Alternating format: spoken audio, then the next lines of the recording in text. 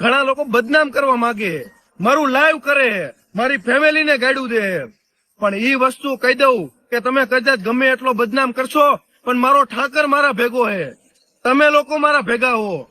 તો દોસ્તો મારે કઈ બીવાની જરૂર નથી.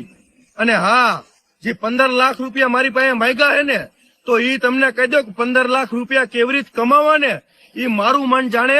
મેં આ પરસ્યો પાડી પાડીને હું ઈ ભેગા કર્યા હોય અને આટલું નામ બનાવ્યું હોય અને આજ 15 લાખ રૂપિયા તમને હું આરામથી દઈ દઈશ એમ? અરે હું કારડિયા રાજપૂતનો દીકરો હું બીવાનો નથી તમારાથી કઈ, કારણ કે મારા ભેગો મારો ઠાકર ને તમે હો. અને 15 લાખ રૂપિયા એમને મળે એમ? ના ના ના, એની માટે મહેનત કરવી પડે, મહેનત કરીને ખાઓ, ખુદનું ખાઓ. હું બદનામ કરીને તમને પૈસા પતશે એમ? જય માતાજી. કહી દો એટલે બેન, પછી બીજો શબ્દ નહીં લખાણ આપવું પડશે એ દીકરાને. તમે કયો અહીંયા લખાણ આપી જાય છે કે આજ પછી હક મારો નહીં લાગે, કારણ કે તમારા લગ્ન થઈ ગયા પછી એનો હક નો જ લાગે. માં કુંવારી હોત ને, હજુ લગ્ન નો કર્યા હોત ને બીજે, તો હક લાગે. કેમ કે કાયદા કાનૂન હું સંવિધાન રોજ વાંચું છું, એટલે એને તારે સમજાવવી પડશે કે હવે તારો હક નો લાગે. તે લગ્ન નો કર્યો તો તારી દીકરી ઉપર તારો હક લાગે, નકર હામો કેસ થાય. હો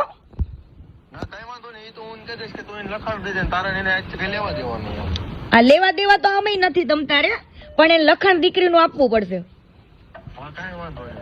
અને તું, તને એવું લાગે કે દીકરીની મેં આવી આબરૂ કાઢી છે, બરાબર, એવો વિડીયો એક બનાવી નાખ. મારે કોઈ જાતની કોઈની આબરૂ લેવી નથી. મારે આટલું લાંબુ કેમ કરવું પડ્યું? તે દિવસે પહેલી વાર તું માની ગયો હોત ને વિશુ, તો આટલું લાંબુ જ ન થાત. બકા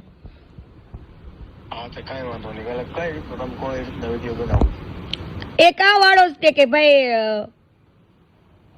એની જાતે નથી ગઈ, બરાબર, લેવાની એને ના નહોતી પાડી, પણ અમાર બેન ડખો થયો હતો ને એટલે હું મૂકી આવ્યો તો ચોખ્ખું કહી દેવાનું. અને પછી કઈ મન મેળ આવે એવું નતો એટલે પાછી ના લાવ્યો કઈ એને, એવું બોલ દેવાનું. એવું તારે તમ એવું કેવું ના પાડું છું બોલવાનું? પણ ઈ એની જાતે નહોતી ગઈ, બરાબર. એક તો એને મર્યાદામાં રહેવાની ના નથી પાડી, અને તાર મમ્મી ભેગું રહેવાની ના નથી પાડી એને. આ 3 વસ્તુ યાદ રાખવાની. મારી એક વાત સાંભળશો? હા, જો મેં વિડીયો બનાવવાનું કારણ શું હતું એ તમને હું વાત કરું. હા, જયારે મેં મેરેજ કર્યા ને, હા, ત્યારે હું તમને સાબુતી પુરાવા તરીકે દઈશ એમ, હા, કે જે આયા મારા ઘરે આવી રેડી. હા, મહિનો દિવસ રહી હતી ને તમારા ઘરે?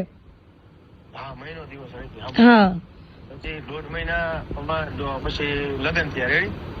તો 1.5 મહિના થયા ને એટલે એને ઉલટી ઉબકા એવું થવા માંડ્યું, સમજ્યા? હા, એટલે હું એને લઈ ગયો આપણે મોરબી, મારે દવાખાનું આયુષમાં.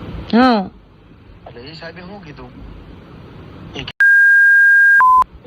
હજી તમને હું પ્રૂફ સાથે કહીશ એમ, એ ડોક્ટરને હું તમને મળાવીશ બેન. બરાબર. પછી બેન સાંભળો, પછી કેવું થયું, પછી એ કે પછી મને આ છેલ્લે મારા લગ્નની ખબર પડી, સમજ્યા? હા, એને ઓલરેડી મારી હાથમાં લગ્ન હતા મારી હારે. એવું પ્રૂફ શું છે તારી પાસે? બધા છોકરા છે? બધા છોકરા છે, બધા એટલે બધા બેન. હા, ડિવોર્સ લગ્ન કરેલા ડિવોર્સ હશે ને બધાના? બધા એટલે બધાને હું તમને દેખાડું. તો ડિવોર્સ ના કાગળિયા મોકલો. એક ના ઘરે રેડી, હું એની યાર વાત કરી લઉં. હા, અને તમને એના જે ડિવોર્સ પેપર છે એ બધા તમને હું મોકલું એમ. તો પછી એમ નહીં, તમે એનો ફોલ્ટ કાઢતા હતા, બરાબર, કે ભાઈ ઈ મને મૂકીને જતી રહે આમ તેમ, એને મારી મિત્રતા નહોતી ગમતી, મારા મિત્ર હારે રહું ઈ પસંદ નહોતું, રાત્રે મોડો ઘરે આવું ઈ પસંદ નહોતું, મેં બધું છોડી દીધું, બરાબર. તો આમાં તો તમે એવું કહી શકતા હતા ને કે વિડીયોમાં? એટલે આમાં બેન કેવું હતું, હકીકતમાં કહું ને, જો હું 6 ના ડિવોર્સ ના કાગળિયા માંગીશ. હો, હા, પાકું.